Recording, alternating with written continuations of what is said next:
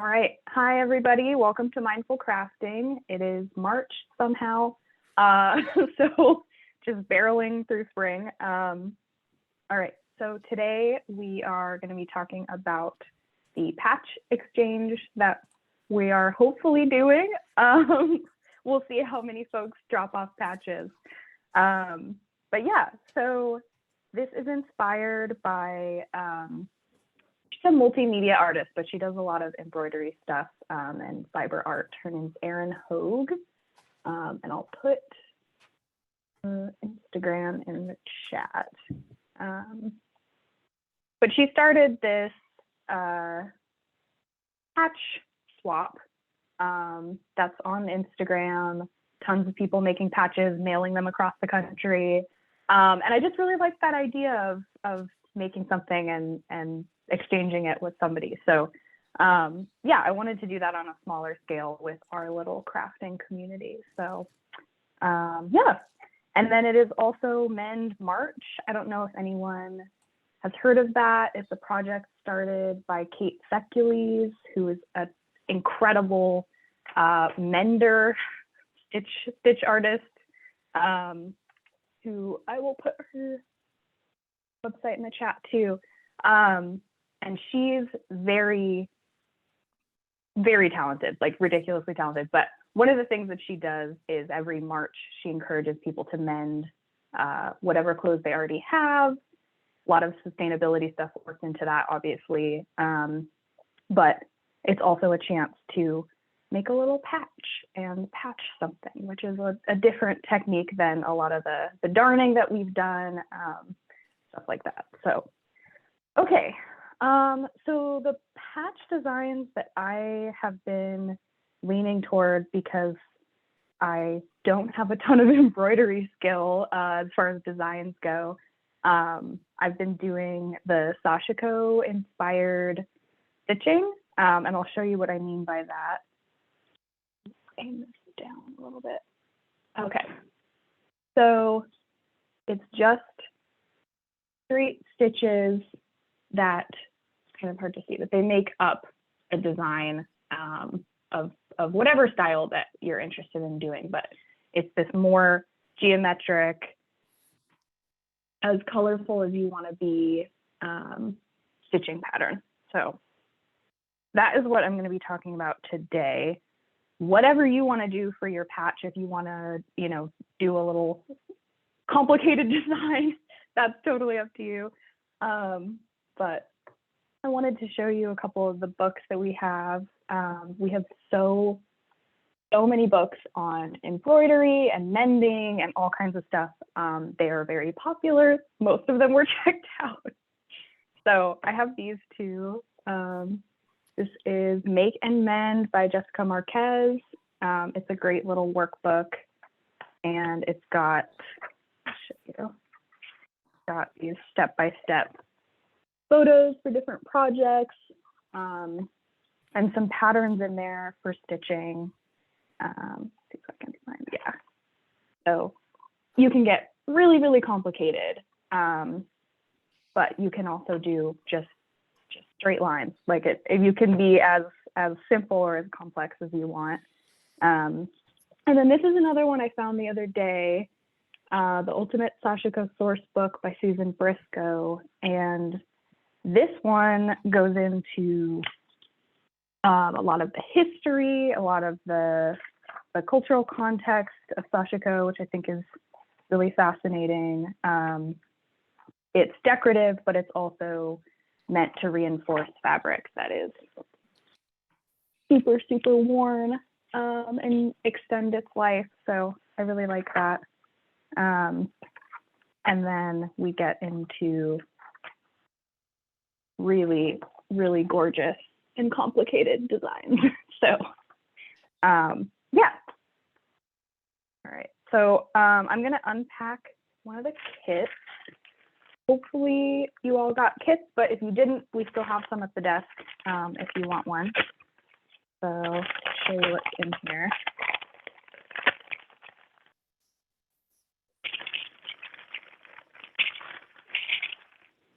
All right. So we've got a little canvas patch. Yes, the Make and Mend book. We only have one copy of it and it's always out. So I'm trying to get them to get another one. Should have warned you all, there are little beads in these kits. They float everywhere.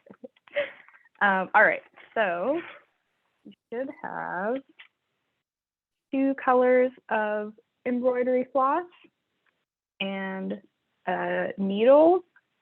And then I threw some beads in here if you want to play around. I just wanted a little extra something.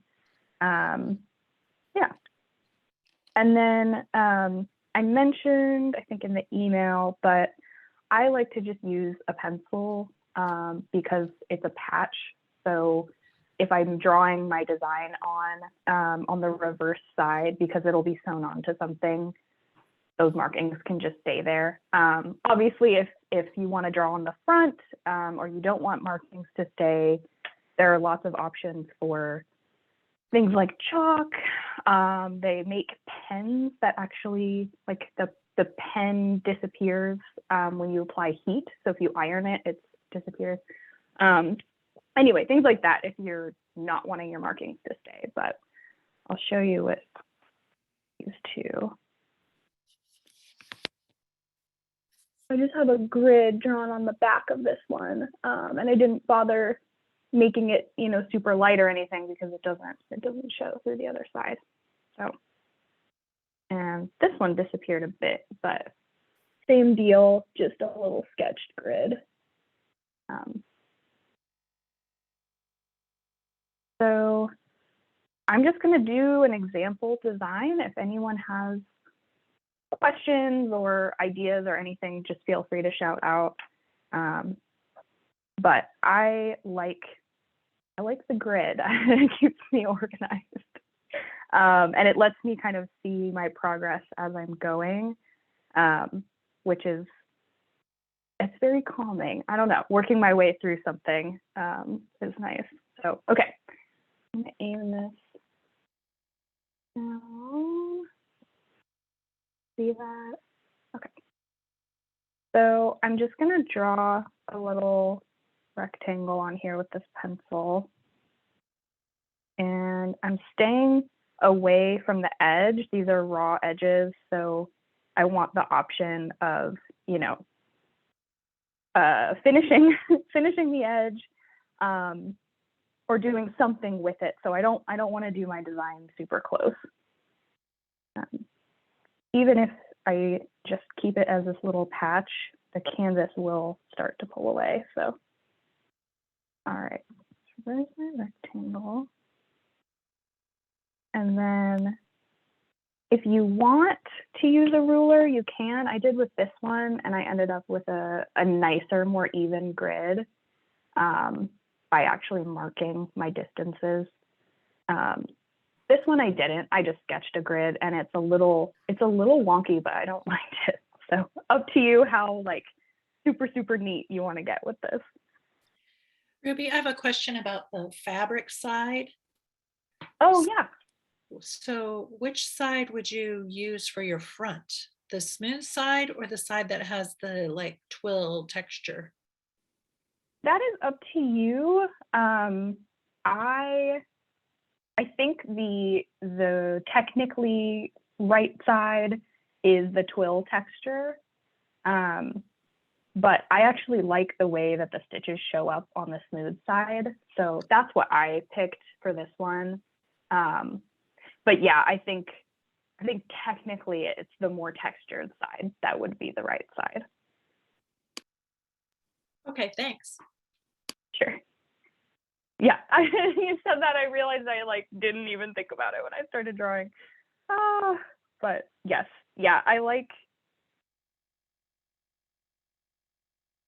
think these both ended up on the more textured side. And especially with this one, because I'm using a really light colored floss, it just blends in a lot to that texture, which isn't bad, but it wasn't totally the look that I was going for. So I'm going to try this smooth side. All right, so I'm just going to do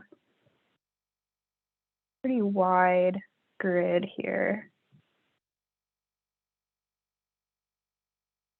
And again, if you want to measure this out, you will end up with a cleaner looking stitch pattern, but I kind of like the more organic look.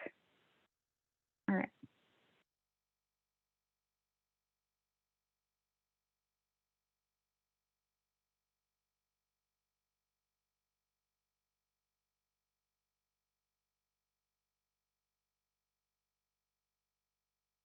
So not all of these patterns require a grid, but I like that as a starting point to kind of lay out how I want my design to be spaced across the page. So if we look at some of these, they're all being shown on a grid, but as far as the stitches that you're actually making, you know, if you're doing this kind of wave pattern, you're drawing it on there, but obviously you're not going to be stitching the grid. It's just kind of helping you do your spacing. So,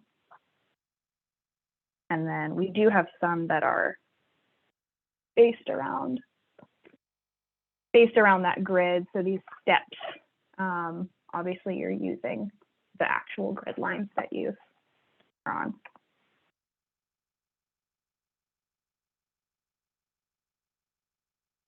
So I think that I'm going to try wave again.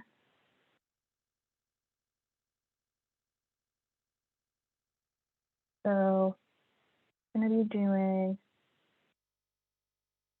triangles within my grid here. And so that's helping me keep those evenly spaced and sized.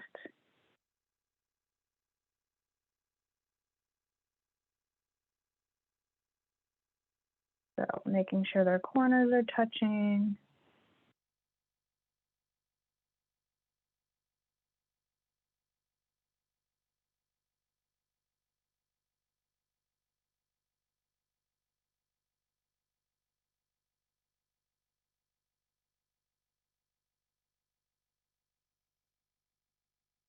I feel like this type of patterning kind of has a paint by number vibe where once I've done my drawing on here, I don't really have to think about what I'm doing, and I can kind of just get into the pattern of stitching and the incremental progress that I'm making across the little patch.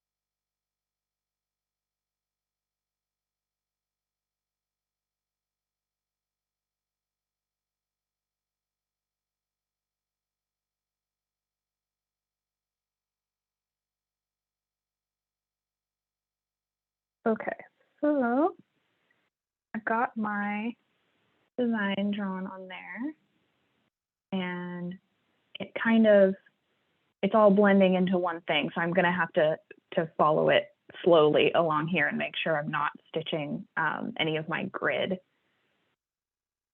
So it would be an option to go over these triangles with pen or a colored pencil in a different color if you really want that to stand out. So you're not getting kind of lost in the stitching and following the wrong line. But yeah, I think I'll leave it. Okay. So I'm gonna go for this kind of orangey red color here. And because the space I'm working on is pretty small, I'm not gonna do a ton of thread at a time. I just don't want it getting in my way. This is like, you know, arm's length thread here.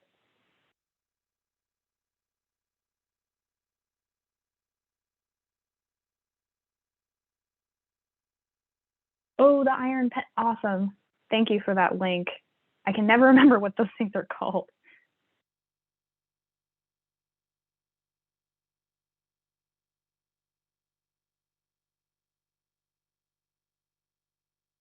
All right, I'm gonna leave a pretty long tail here, because when I get really into the stitching, I'm not thinking about where that tail is and whether it's gonna pull out. So, all right. So I've drawn this design on the back side of my patch. So I'm gonna make sure that my knot is on the design side, so it's not showing up on my right side here. So I'm gonna do just one stitch. Oh, I guess I should think about where I'm starting. So rather than having to restart my line a bunch of times, I'm gonna try to start over here and then zigzag my way, and then I can just come back around and do that. So I don't have to keep tying knots and restarting my thread, or stitching back over something I've stitched already. So let's do one stitch. And again, because I'm working with a patch that will be sewn to something, and you're not really going to see the back side of it, I'm not going to worry too much about doing a knot that blends in. So I'm going to do simple. I'll tie it twice just because I'll be working on it for a while. All right, got one knot in there. And this pattern just uses a simple running stitch. So just over, under, super basic.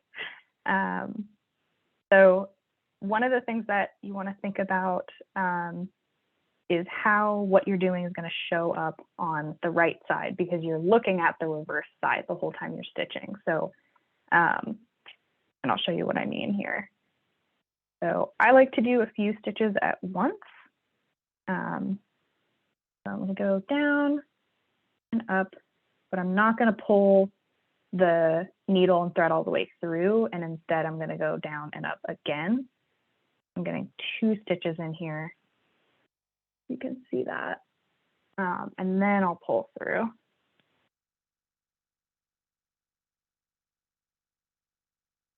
So those are my stitches on the right side, and there they are on the wrong side. And then I'm thinking about turning this little corner on the triangle and how that's going to show up on my, my right side, on my good side. So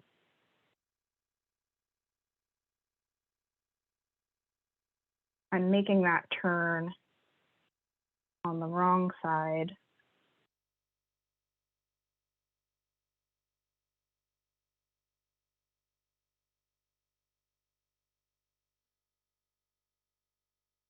And it's showing up nice and neat on the right side.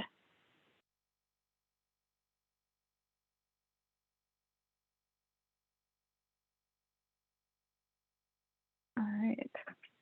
So I'm just going to stitch my way along this. If anyone has any questions that come up, I'd love to know what kind of designs you all have picked. Feel free. Oh, there's the dog.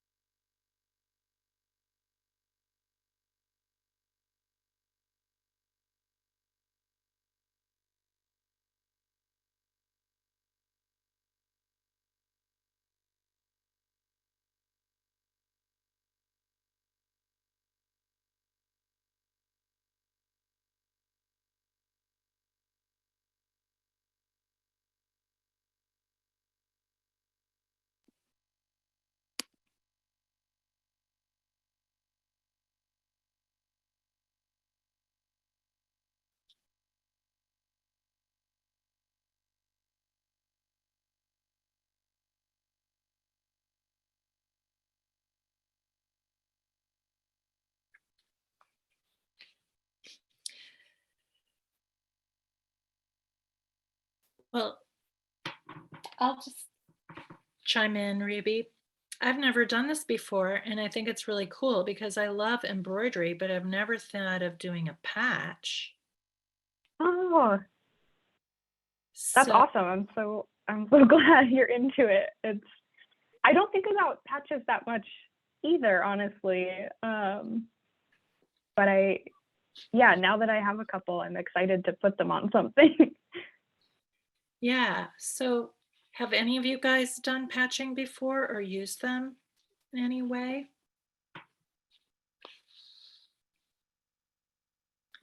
Here's mine. I don't know if you guys can see that. Oh, I like the curve that you're doing. That's really nice. And then by mistake, when I was drawing, I got off. I wasn't paying attention, but I got off and I was like, oh, well, that would look really beautiful to go back with a different color and maybe Yeah. opposite stitches or Yeah. opposite curves. So it looks like this pattern instead of this pattern. So I don't know. That's going to be super cool. I love the multicolor stitching. I feel like you can do so much with it. Yeah. Yeah, I've started embroidering just a couple months ago, and I've never made a patch. I think this is really cool. And I have kids that tear holes in things all the time. So I love the idea of making cute patches to put on the knees of their pants or whatever, or the holes in their Yes. backpacks. I've done a little bit of the Sashiko, the more grid pattern. So I decided to make something, we'll see how it turns out, more graphic. So I drew a Oh, Western wow. meadowlark and a sunflower. And I'm going to see if I can stitch it. I went really close to the edges though. And I was wondering, like, what do you do about the edging when you're attaching this to something, like, so that it doesn't look like a raw edge? Is that Right. So typically, I will, so if you're imagining like, a hole in the knee of a pair of pants, you're putting the patch on the inside of the pants, and then you would be sewing around the edge of it. And so that keeps that raw edge on the inside, and then you're finishing it by sewing around, so it's not going to keep unraveling. So that's one option. And then if you're wanting to do something a little more decorative, or you're wanting to just apply the patch on the outside, that's when I would fold under an iron and then sew it on. So again, you're tucking that raw edge. great? Yeah, that totally makes sense. There's something more that's more graphic like this I would probably do on the outside and just do like a kind of like a I can't think of the name of a stitch, but like a whip stitch around the edge or something to cover it. Right. Yeah, and I mean, you could even you could do that with embroidery as well, if you wanted a decorative sort of frame kind of thing for it. If you wanted that look, you could actually embroider around the edge. Great, thank you. Yeah, I love the spring patch. I'm very excited about this design. Well, we are moving this month, so I'm feeling very sentimental about Kansas. So Oh. the Kansas state bird and state flower. Little Kansas patch. I love it. Yeah. Mm.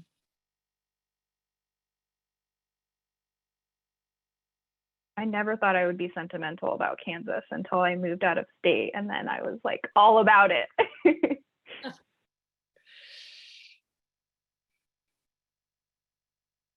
Yeah. It's funny how that happens. Where are you moving to? Oh, I moved. Oh, sorry. Where are you moving to? Oh, you're fine. I'm moving to St. Louis, which is where I'm from. So it's nice to be Aw. back home, but I love Kansas. We thought we'd be here for a couple of years, and we ended up being here for 5 and have really grown to love it. So it'll be hard to leave, especially the library. It's like the best library. Yeah. I've lived in a lot of places, and this is the best library I've ever had by far with programming like this. We are so spoiled. Yeah.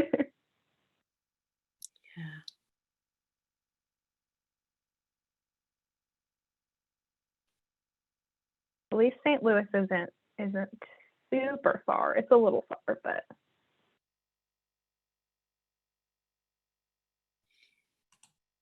Nicole, I just made a Kansas sweatshirt for my friend that has sunflowers and a jayhawk in the state of Kansas. That's Oh, gorgeous. that is great. How did you make that? I just embroidered onto broadcloth, like calico quilting fabric, and then wow. cut it out and use that fusible interfacing to put it on, and then just did a running stitch around the edge. That is so cool. That's So, incredible. with her favorite crazy leg jayhawk.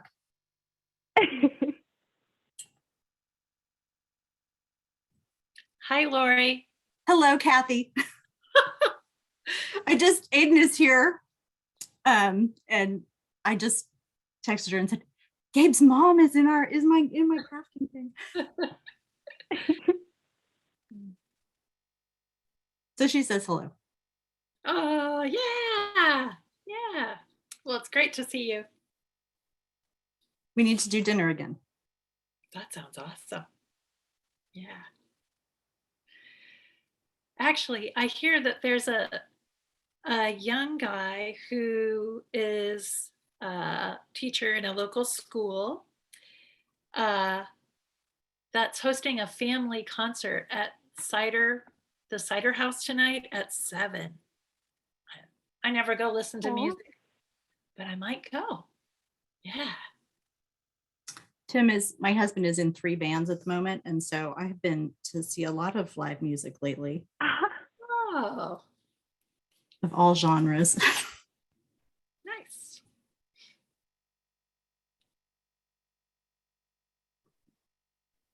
That's awesome. Yeah. It's a little cold to go out, but might just do it.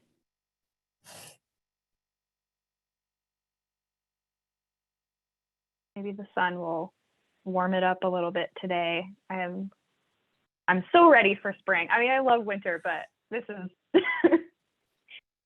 the snow and ice and then back to 65 degrees is wild. Okay, let's see how that looks. It's really kind of cool.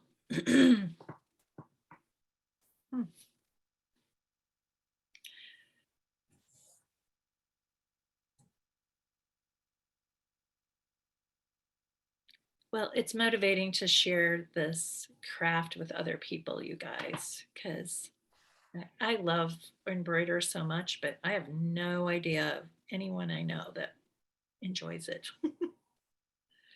Well, you know me. Now I do, yeah.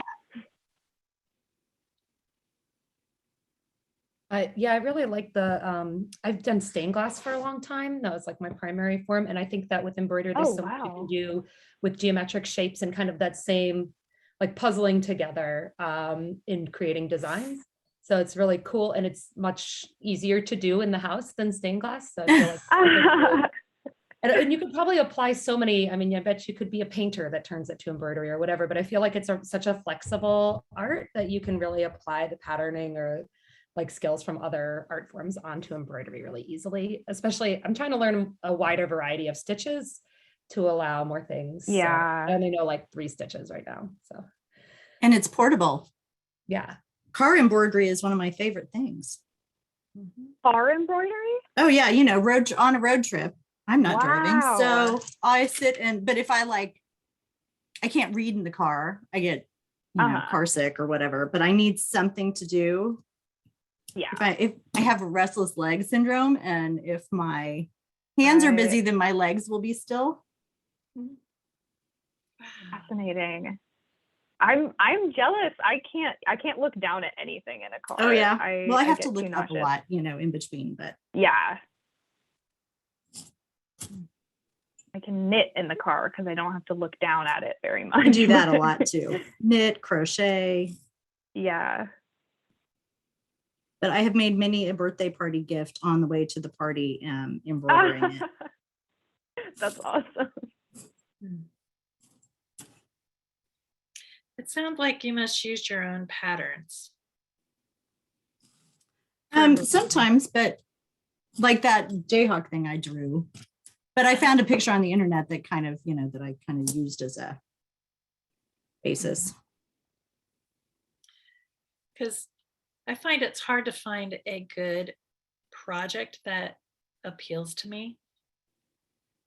So anyway, because of course you can do napkins. Mm-hmm. And I've done a lot of tea towels. And tea towels. But I actually saw on Facebook that there's some like flower designs that are adding fabric and stitching it into the work. And those are just beautiful because I think they could be wall pieces. Anyway. So like applique with embroidery? Yeah. Yeah. Oh. But I don't think the edges are sewn in. So anyway, it looks really like raw silk with, the edges hanging out and just accents with embroidery work. It's so beautiful. There are so many people doing really amazing things. Including, I have a friend in Louisiana that does really fantastic like mini quilts that are all just pieced and stitched and just random. And everyone is more cool. She started out doing houses and then she went to doing like figures of like ladies with flowers, and then it was flowers, and now it's just abstract, and it's so cool. Are they hand stitched, all of it? Mm-hmm. Yep. Oh, okay. Wow. And sometimes they're applique and sometimes they're just raw edge. Quilting's very hard, I find. I guess my measuring or my visual measure isn't very great because it's so hard to match up corners when you're quilting. Mm-hmm. Yeah, I am not a quilter. I love the mini quilt idea. That's so, I was thinking about trying to start quilting, and then just the idea of making something that's like bedspread size just seems so intimidating. But if you're working on a smaller scale, maybe it's a little less difficult to get started.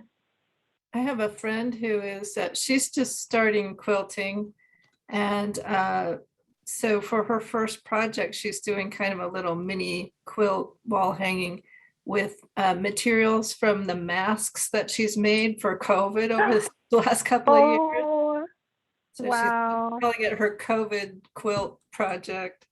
But it's kind of cool because so it's historical, but she's also making something beautiful out of it. So that's a cool idea. Yeah. I love like memory projects like that, and you're kind of processing such an intense time and making use of material, and that's so cool.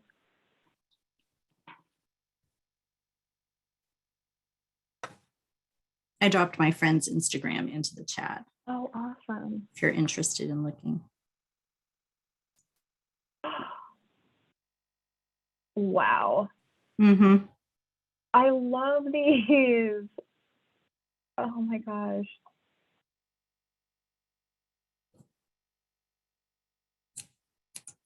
Oh. And these are all hand stitched? Yeah. Hand quilted. Wow. And yeah, just. Wow. And she takes them everywhere with her, like, soccer practice and. Yeah. That is constantly. So cool. Yeah.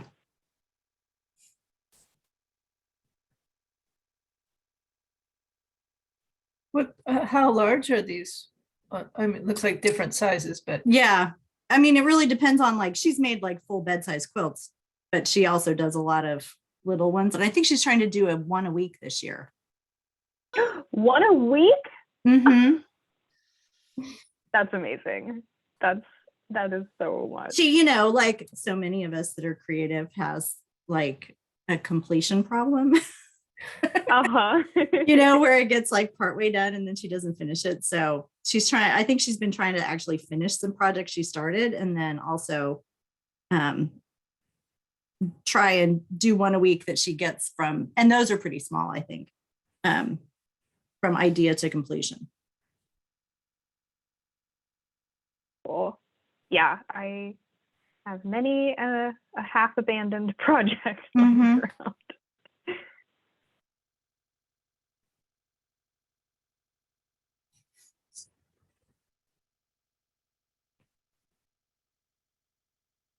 So Ruby, this is a one-time thing.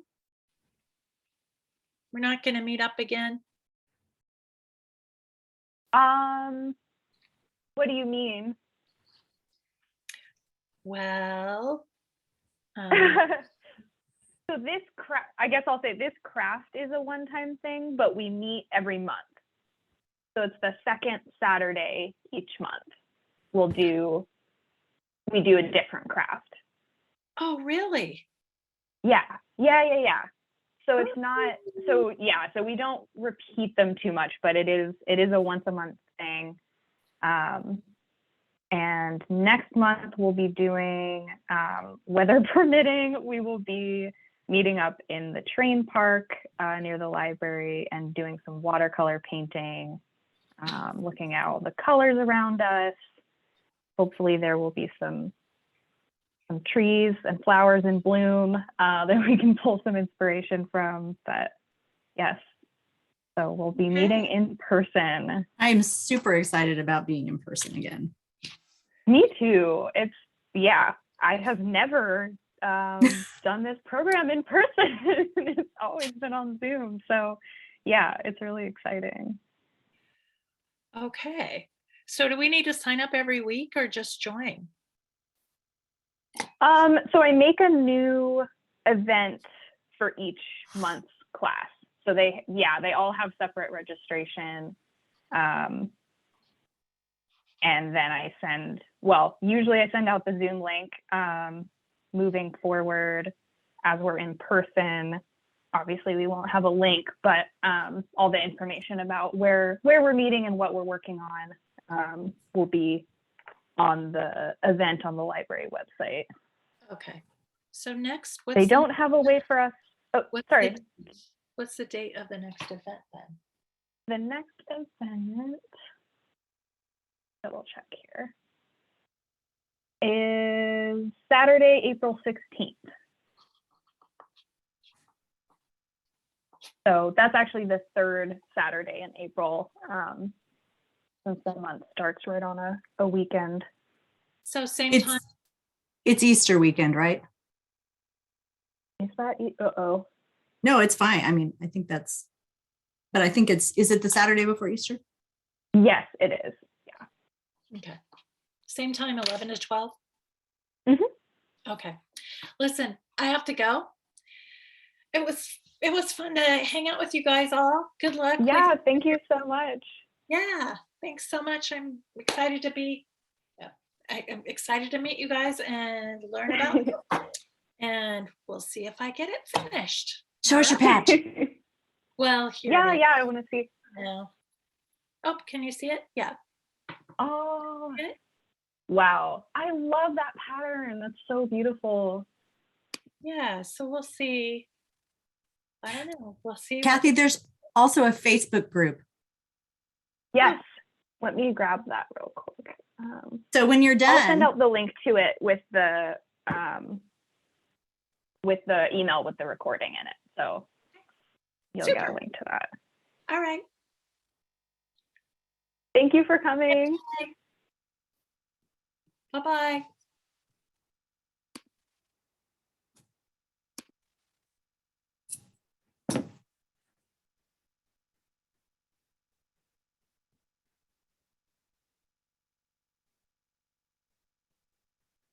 So we've got about 10 minutes.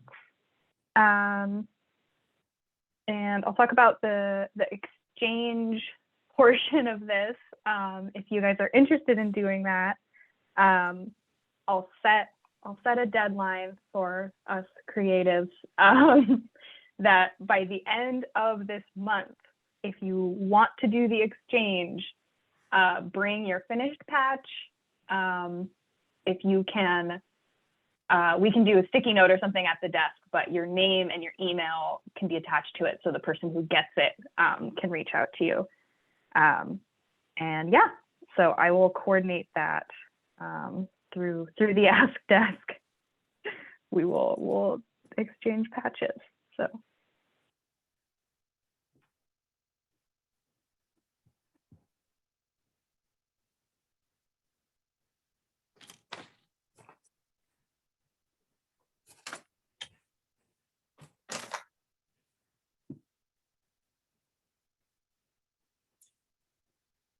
I'm in the library often, and I should know this, but the Ask Desk is the same one where we picked up the okay. Yes. Yeah. Sorry, I'm there all the time, and I just call it that. I know it's like yeah. yeah. I mean, I can drive any place in town, but I couldn't necessarily tell you the name of the street because I know where I'm going. But Right.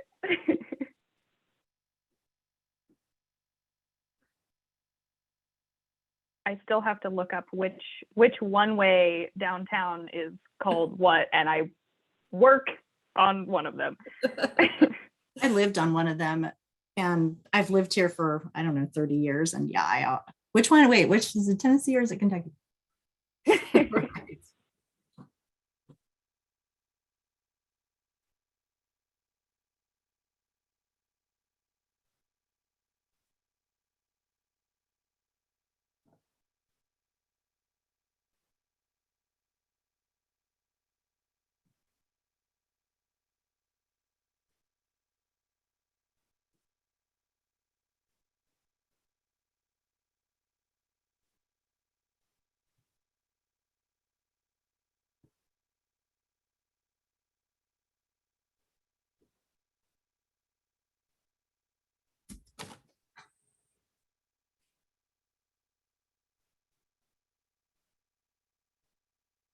Well, as I mentioned, when I picked up my kit, today is Girl Scouts' 110th birthday. I work for Girl Scouts. Yes. And Girl Scouts are well known for patches. So I thought this was very appropriate.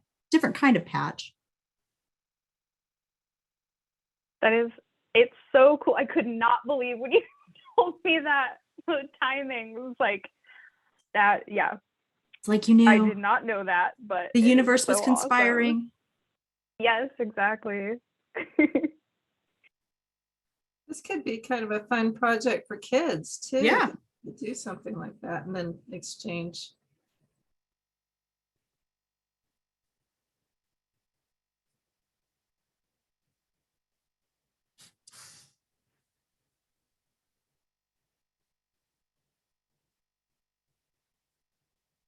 Simple stitches, running stitch.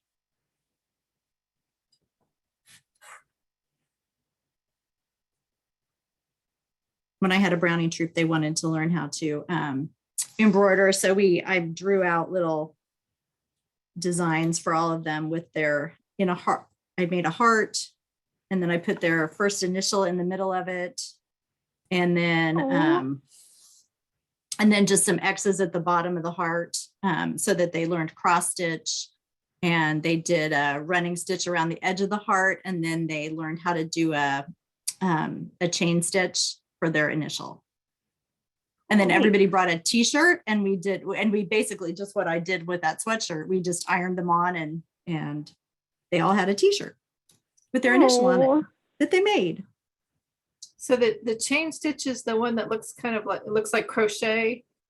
Yeah, it's like where you go up and under and you wrap the thread around and pull up through.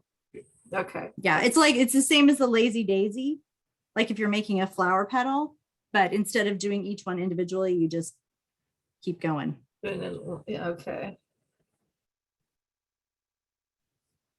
I have to get going also, but I think this is going to take me a while. I got the stem and a leaf done at the bottom. Cute. Wow. I love doing that leaf awesome. stitch. So yeah. Anyway, this was great. Thank you so much. Thank you. Thank you so much. If we have virtual ones, Nicole, you can still join us. I'm gonna keep an eye on it because Yes. we're still paying rent in Kansas because we don't have anyone to take our house. So like I'm a taxpayer, even if I'm not here, maybe I'll participate. So Oh, okay. Yeah. You're always welcome. well, thank you so much. I appreciate it. Have a good day, everybody. Thank you. You too.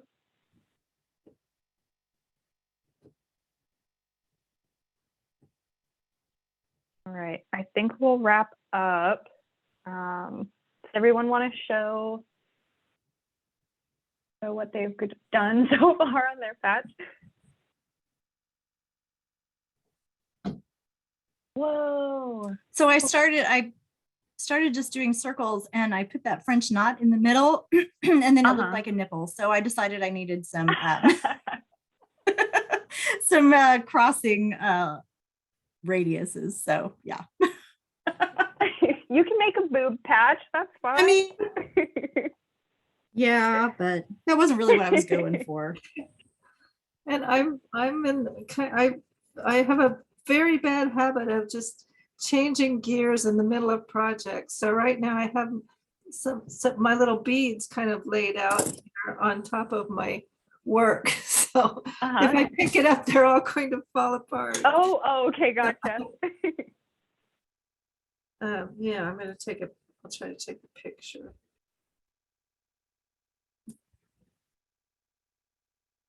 I don't know if this is going to work or not. Do you have that? Either of you have that problem where you're going along, you have a great idea. I mean, you're working on your design or your pattern or whatever, and then you think, oh, it would be cool to add this or to do All that. the time. Absolutely. Every time I make Yes. anything. And that's how the best stuff comes, is that, you know, if you plan it all out and are too rigid about it, then, you know, it can be so much better if you just go, oh, wow, what would this be like? Yeah.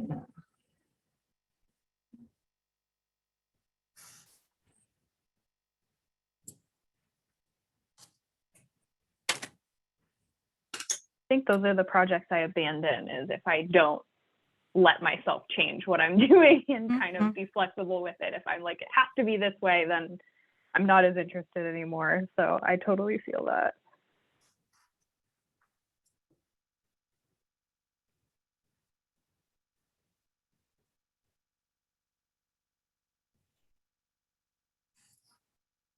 Well, I will send out with the recording and the link to the Facebook group, which I think you're both in, but I'll send out a little book list of the embroidery stuff that we've got at the library, which if you're interested in something, I recommend putting a hold on it, because yeah. I think these books end up under people's like crafting piles, and then they're kind of like, oh yeah, I've had that for a long time now. So Well, and now that the library doesn't have late fees. yes, yeah, exactly. Yeah. You only notice when you go to borrow another book and your account's blocked because you're so overdue. Yeah, that is me. Yeah, I like it a lot, but at the same time, it does have that drawback that, well, there's no penalty, so I'll just hang on to this a little bit longer. But I like that it makes things more accessible to people, because I know that there are people who are able to check things out because they have fines and so forth, and then they can't get to the library and one thing and another. So yeah, it's opened it up for a lot of folks, and they did a whole analysis of it as to whether people would just keep stuff forever, and you know, kind of worst case scenario. And it was really awesome to see that it didn't increase the length of time people kept stuff by very much. So because if you're super overdue, you're not allowed to keep checking things out. So I think that's enough of an incentive for folks. Yeah. All right. Well. But oh my gosh, I know. Yes, but I mean, you basically just the whole idea of a library where you have access to just an almost limitless number of materials and that you can. I mean, I still love a book that you can hold in your hands and carry around with you. it just, yeah, it's a whole experience that I have gotten rid of so many books and so many things from my space. It's like, oh, well, I can get that at the library, or I can access that Right. information on the internet or whatever. And so it's when I have my books that I've checked out from the library, it's like that's really the focus. It's like it's right there. It doesn't get lost in everything else. For sure. I never managed to read books I own because I Neither. have them and they're accessible all the time. And so, Right. but my library books, you got to read them. Exactly. You have a time limit. So you And need- I've been listening to a lot of audiobooks, and Nice. those just disappear. Yes, yeah, they yank them. So if you don't get it done before it is, before the time is up, it just disappears off your device. And if there's a waiting list, then you have to get back on that waiting list. Yeah. Yes. So that's good motivation to whip through it. Absolutely. I think I operate better on a deadline. Like you said, if I own the book, or if I own it, it's like, well, I'll get to that one day, but I somehow often never do. Yeah, I have books I've owned that I've, for years that I've never read.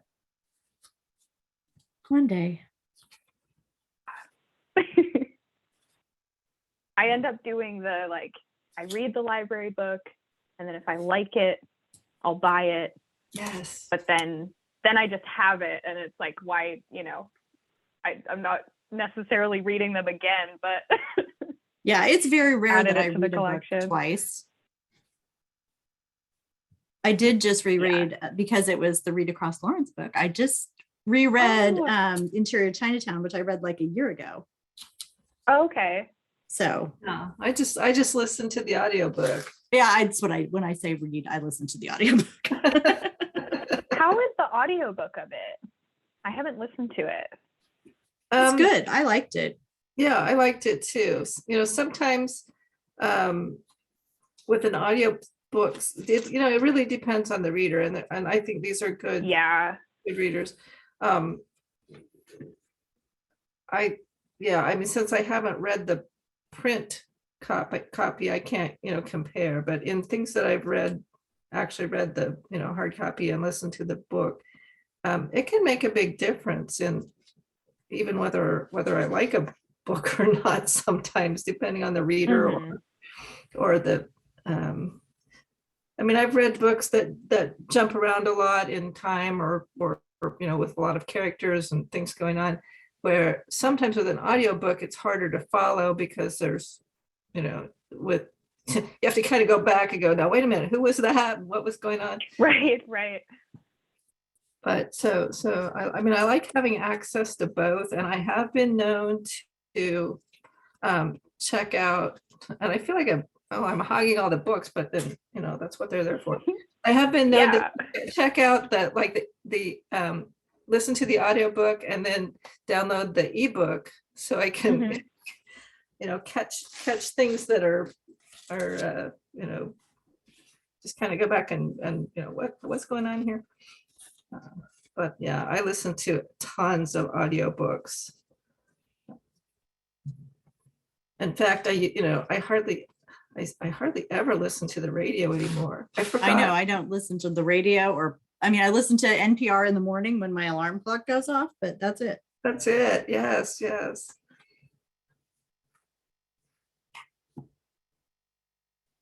I should do that more. I end up only listening to audiobooks when I'm on a road trip, and it's so nice every time. And then I'm like, why don't I do this in my everyday life?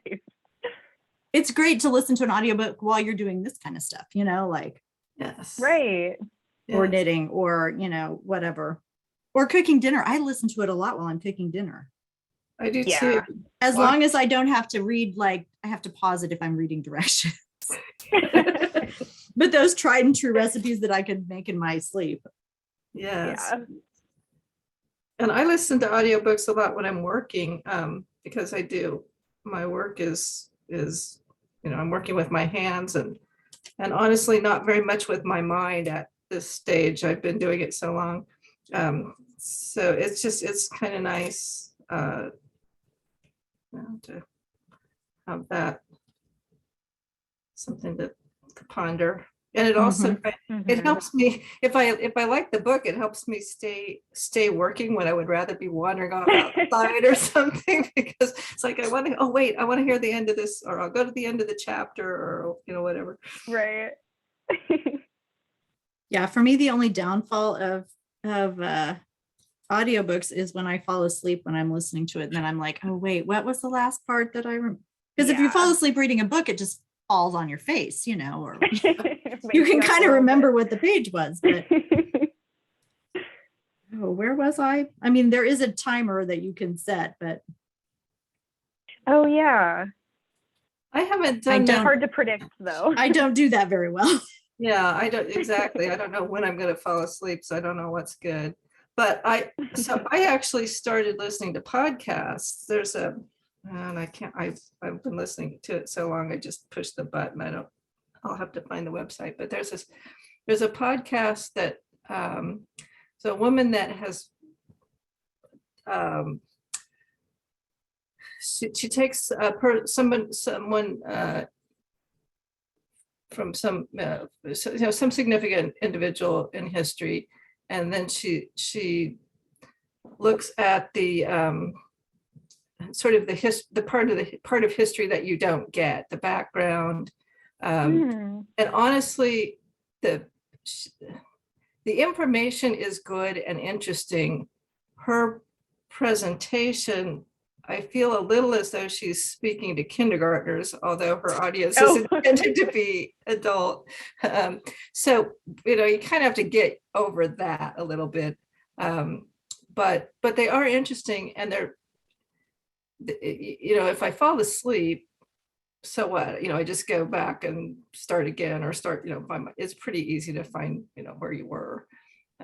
So it's not totally mindless, but it's kind of soothing, and I'm not committed to, I have to finish this or anything. Yeah, I'll have to find that. I know the first one in the series that she did was about Marie Antoinette. It was, we all learned the, let them eat cake, and, sort right. of, but is it Noble Blood? I'm sorry?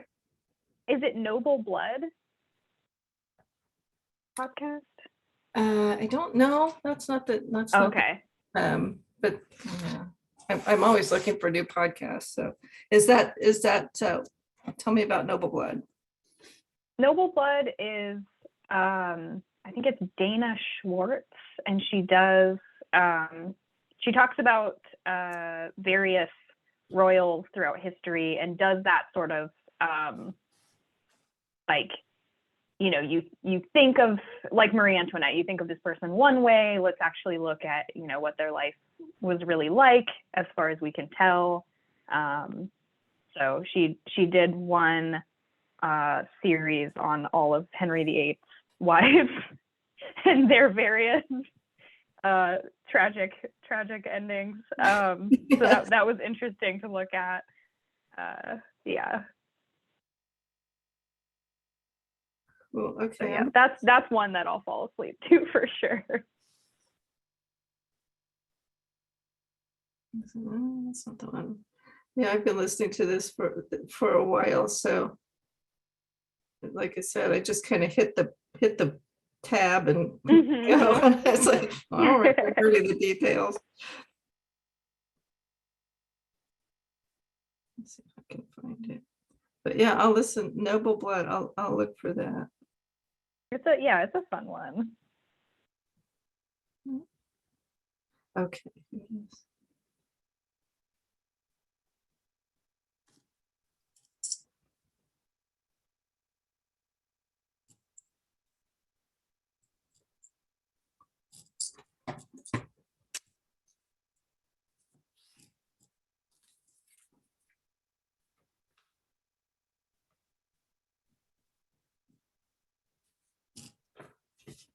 All right. Well, I've got to run into the library building, finish out my day.